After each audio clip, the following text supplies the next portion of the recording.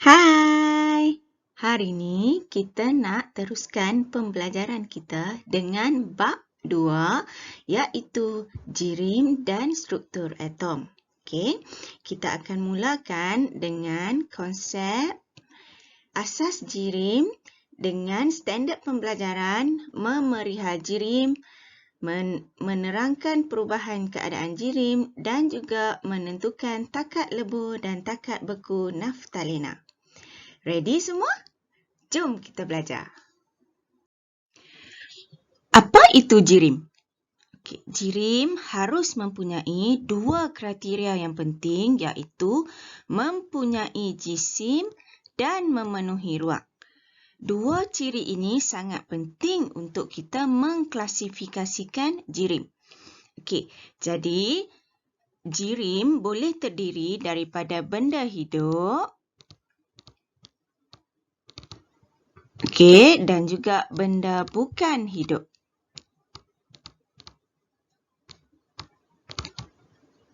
Okey, benda hidup seperti manusia, haiwan, tumbuhan.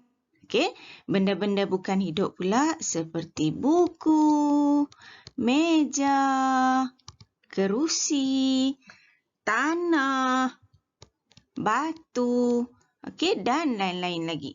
Okey, jadi kalau kita nak kelaskan jirim, fikir, okey, ada jisim tak? Boleh memenuhi ruang tak? Okey, jadi ini adalah contoh bukan jirim. Okey, cahaya, api, haba, bunyi. Okey, keempat-empat perkara ini boleh ke mempunyai jisim? Kita boleh sukat ke cahaya yang ada sekarang? Okey, kita boleh timbang ke cahaya yang ada sekarang? Berapa berat haba sekarang? Tak boleh kan?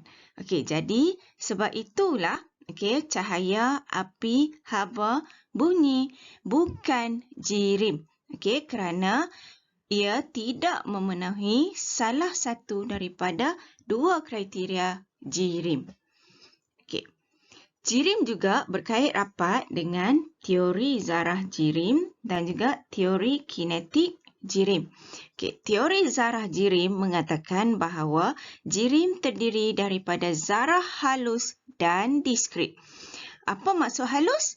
Maksud halus ni, jirim tak boleh dilihat dengan mata kasar. Kita kena menggunakan mikroskop. Diskrit pula adalah jirim ni terdiri daripada satu zarah satu persatu. Kalau kita boleh lukis, kita akan lukis zarah begini. Satu per satu zarah ini. Okey, dan zarah juga boleh wujud dalam keadaan pepejal, cecair dan juga gas. Kinetik. Kalau cikgu sebut pasal kinetik, apa yang tercetus dekat fikiran kamu? Kinetik ni berkaitan dengan apa? Apa dia? Betul, kinetik ni berkait rapat dengan pergerakan. Okey, jadi teori kinetik jirim mengatakan bahawa zarah-zarah jirim akan sentiasa bergerak dan juga berlanggar antara satu sama lain. Zarah-zarah pepejal bergerak, zarah-zarah gas bergerak, zarah-zarah cecair juga bergerak dengan cara yang tersendiri. Okey, dan pergerakan zarah-zarah jirim ini bergantung kepada kandungan tenaga yang ada di dalam zarah-zarah tersebut. Okey, di sini menunjukkan uji kaji yang menunjukkan bahawa jirim mempunyai jisim dan memenuhi ruang. Kalau cikgu bicara tentang pepejal dan cecair, kamu mudah faham. Kamu nampak bahawa pepejal dan cecair mempunyai jisim dan boleh memenuhi ruang. Namun, okey, kalau cikgu bicara tentang gas, mungkin kamu agak ragu-ragu. Betul ke gas ni mempunyai jisim? Okey, jadi tengok uji kaji ini. Okey, di mana kita menggunakan 2 biji belon yang diisi dengan isi padu gas yang sama banyak. Okey, lalu diikat di atas satu palang. Okey, dan balon ini adalah dalam keadaan seimbang. Okey, kita cucuk salah satu balon dengan menggunakan pin, maka gas akan keluar dari balon A. Okey. Apabila gas keluar daripada balon A menjadi lebih ringan, manakala balon B menjadi lebih berat dan menyebabkan palang itu sengit. Okey, jadi inilah menunjukkan bahawa gas juga mempunyai jisim dan boleh memenuhi ruang. Okey, ini uji kaji melibatkan tanah di mana tanah boleh memenuhi ruang dan juga boleh disukat jisimnya. Okey, ini pula adalah resapan gas, proses resapan gas yang menunjukkan bahawa gas boleh meresap memenuhi ruang. Okey, selalunya gas yang berwarna perang kemerahan ni adalah gas bromin. Okey, gas bromin. Resapan. Ingat lagi tak takrifan bagi resapan yang kamu belajar di tingkatan 1 dulu? Dah lupa? Okey, resapan ialah pergerakan zarah-zarah gas dari kawasan berkepekatan tinggi ke kawasan berkepekatan rendah. Okey, berkepekatan rendah. Okey, sini nampak tak zarah gas yang banyak? Inilah kepekatan tinggi. Di bawah ini belum lagi ada zarah gas, maka di sini kita katakan kawasan berkepekatan rendah. Pengelasan jirim. Jirim dikelaskan kepada unsur dan juga sebatian. Unsur dapat dibahagikan kepada dua jenis iaitu atom dan juga molekul. Sebatian juga boleh terbahagi kepada molekul dan juga ion. Okey, apa benda ni? Atom, molekul, ion. Okey, atom, molekul, ion dikenali sebagai jenis zarah. Okey, jenis. Okey, jenis zarah ada 3. Atom, molekul dan juga ion. Pepejal, cecair dan gas tadi tu apa? Okey, pepejal, cecair dan gas adalah keadaan zarah. Okey, kamu kena faham dua takrifan ini betul-betul. Okey. Pepejal, cecair dan gas adalah keadaan. Dalam bahasa Inggeris kita panggil state of matter. Okey. Keadaan jirim. Keadaan zarah jirim. Okey, manakala atom, molekul, ion ini adalah jenis zarah jirim. Okey, dalam bahasa Inggeris dipanggil type of matter, jenis. Jadi, faham betul-betul soalan. Soalan tanya keadaan zarah ataupun jenis zarah. Kalau jenis zarah, ada 3 saja jawapan dia. Atom, molekul ataupun ion. Okey, kalau soalan tanya, nyatakan keadaan zarah. Okey, keadaan zarah, kamu akan bagi jawapan sama ada pepejal, cecair ataupun gas. Faham? Okey, kita teruskan. Okey, atom. Apa itu atom? Atom adalah zarah neutral yang paling kecil. Okey, jadi dalam kimia, okey, bahan asas yang membina satu jirim adalah atom. Kalau kita buat analogi macam kamu belajar dalam biologi, okey, sel apakah unit paling asas membina satu organisma hidup? Cikgu dah sebut tadi. Betul. Okey. Kalau dalam biologi, okey, unit asas untuk membina satu organisma hidup adalah sel. Okey, jadi dalam kimia, unit asas yang membina satu bahan kimia adalah atom. tak ada lagi unit yang lebih kecil daripada atom. Okey. Apa contoh bahan-bahan kimia yang terbina daripada atom? Okey, 4 ni saja. Okey, logam, gas adi, karbon dan juga silikon. Nak kenal atom, senang saja bila kita tengok formula kimia dia tu. Okey, dia boleh berdiri sendiri. Dia tidak perlu bergabung dengan mana-mana unsur lain ataupun sesama sendiri. Okey, kita ambil contoh logam. Okey, logam. Okey, satu contoh logam aluminium. Okey, nampak tak? Kita akan tulis formula aluminium sebagai Al. Seorang-seorang saja. Okey.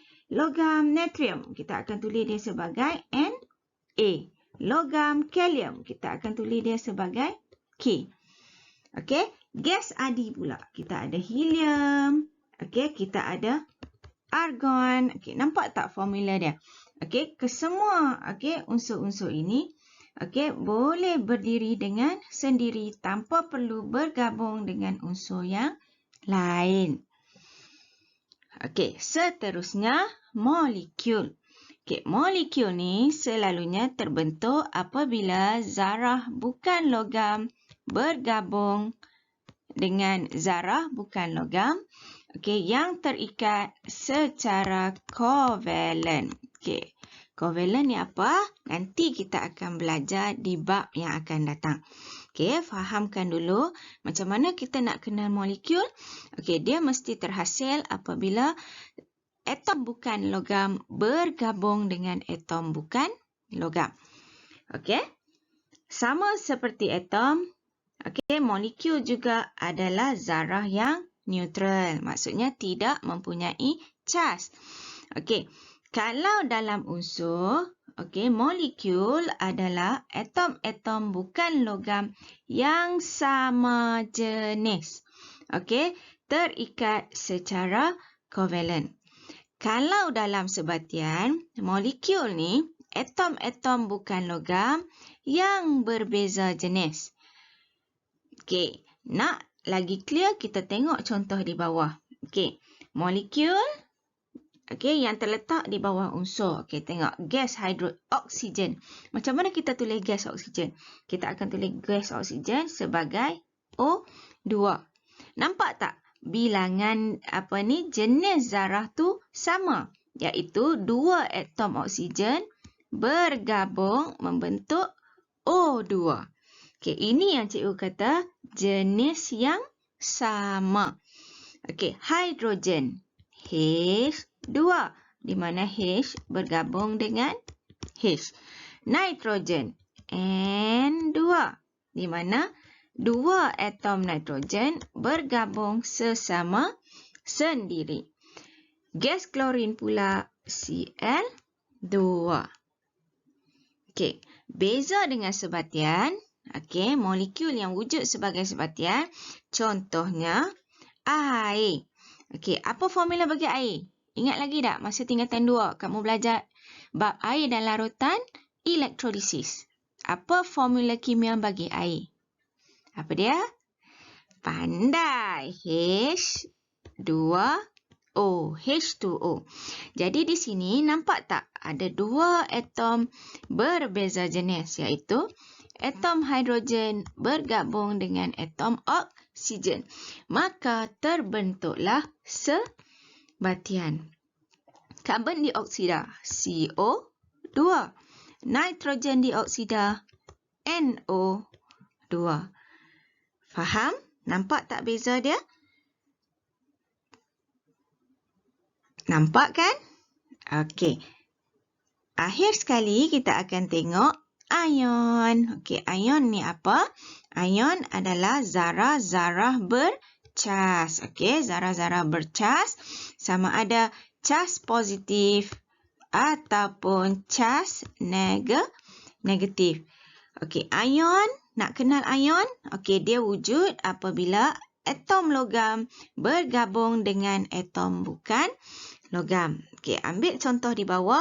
Kita ada natrium klorida.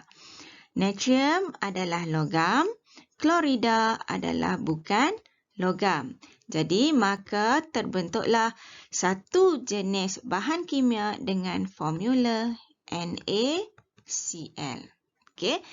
So, dalam NaCl, zarah yang wujud adalah ion. Sama juga dengan magnesium oksida. Magnesium adalah logam. Oksida adalah berasal daripada oksigen. Maka terbentuklah bahan kimia dengan formula kimia MgO. Cikgu ulang sekali lagi. Atom, zarah neutral paling kecil, unit asas membina bahan kimia. Okey, molekul pula terbentuk apabila bukan logam bergabung dengan bukan logam. Okey. Manakala ion pula terbentuk apabila logam bergabung dengan bukan logam. Seterusnya, teori kinetik jirim. Okey, kita akan tengok keadaan jirim dalam pepejal, cecair dan juga gas. Okey, macam mana susunan zarah dalam pepejal? Dalam pepejal, zarah-zarah tersusun sangat rapat, sangat padat dalam susunan teratur. Manakala dalam cecair, rapat, padat namun susunannya tidak teratur. Okey, itu perbezaan ketara antara zarah pepejal dengan zarah cecair. Okey, pepejal susunan teratur, tetapi cecair zarah-zarah walaupun padat dan rapat tetapi tidak teratur. Zarah gas berjauhan antara satu sama lain. Daya tarikan antara zarah dalam pepejal adalah sangat kuat, manakala dalam gas sangat lemah. Okey, pergerakan dalam zarah pepejal, zarah-zarah boleh bergetar dan berputar hanya pada kedudukan tetap. Okey, sementara zarah gas bergerak bebas dan rawak. Okey, isi padu pepejal, isi padu dan bentuk bagi pepejal adalah tetap. Isi padu tetap, bentuk tetap, tak boleh berubah-ubah. Okey, manakala dalam cecair, isi padu adalah tetap. Kita ada isi padu dia 25 cm padu, 100 cm padu. So, tetap. Namun, bentuk cecair tersebut adalah mengikut bekas yang diisi. Manakala bagi gas, tiada bentuk dan isi padu yang tetap. Dari segi kebolehmampatan, pepejal sangat sukar dimampatkan. Okey, manakala gas paling mudah untuk dimampatkan. Agak-agak kenapa? Cuba kamu fikir, kenapa pepejal sangat sukar dimampatkan manakala gas sangat mudah untuk dimampatkan? Ya, ini berkait rapat dengan ruang. Ruang-ruang yang ada dalam pepejal cecair dan gas. Gas mempunyai ruang yang sangat besar. Jadi, bila ruang besar, zarah-zarah berjauhan antara satu sama lain, maka kita boleh mampatkan gas. Iaitu, bila kita mampatkan, zarah-zarah akan berdekatan antara satu sama lain. Dalam gas, sangat sukar sebab ruang adalah terhad. Ruang-ruang dalam pepejal sangat sempit. Jadi, oleh itu, pepejal sukar untuk dimampatkan. Kita ingat balik, saling perubahan keadaan jirim. Macam mana zarah-zarah berubah dari satu keadaan ke keadaan yang lain apabila dikenakan haba ataupun tidak dibekalkan haba kepadanya. Pepejal boleh bertukar kepada cecair. Dan cecair boleh ditukar menjadi bentuk gas apabila haba diserap. Anak panah merah menunjukkan bahawa haba diserap. Manakala gas boleh terkondensasi semula membentuk cecair. Dan cecair boleh dibekukan semula kepada pepejal apabila haba dibebaskan. Anak panah berwarna biru menunjukkan bahawa haba dibebaskan. Okey, jadi apabila sesuatu zarah pepejal dibekalkan haba kepadanya, okey, maka tenaga kinetik zarah akan semakin meningkat. Dalam pepejal, kandungan tenaga kinetik pada awalnya adalah rendah. Bila dibekalkan haba, zarah pepejal menyerap haba, maka meningkatkan kandungan tenaga kinetiknya, lalu boleh berubah bentuk kepada cecair. Dalam gas pula, tenaga kinetik zarah adalah sangat tinggi. Inilah yang menyebabkan zarah-zarah gas sentiasa bergerak dengan rawak dan berlanggar antara satu sama lain. Ini adalah proses-proses asas bila terdapat perubahan haba ke atas jirim. Okey, kita ada peleburan, pendidihan apabila haba dibekalkan, manakala kita ada kondensasi dan juga pembekuan apabila haba dibebaskan. Pemejawapan adalah proses di mana pepejal ditukarkan membentuk gas. Okey, gas juga boleh ditukarkan semula kepada pepejal dengan proses yang dipanggil pengendapan. Bagaimana ya ahli sains menentukan takat lebur dan takat beku sesuatu bahan? Okey, salah satu aktiviti yang boleh menunjukkan cara ahli sains menentukan takat lebur dan takat beku ini adalah melalui aktiviti 2.2 di buku teks muka surat 26, 27 dan 28, iaitu menentukan takat beku dan takat lebur naftalena. Okey, jadi cikgu mohon kamu baca dulu eksperimen ini. Nanti apabila sekolah dah boleh buka, kita akan buat eksperimen ini di dalam makmat. Okey, penerangan tentang takat lebur dengan takat beku naftalena ni cikgu akan jelaskan di video berikutnya. Selamat membaca.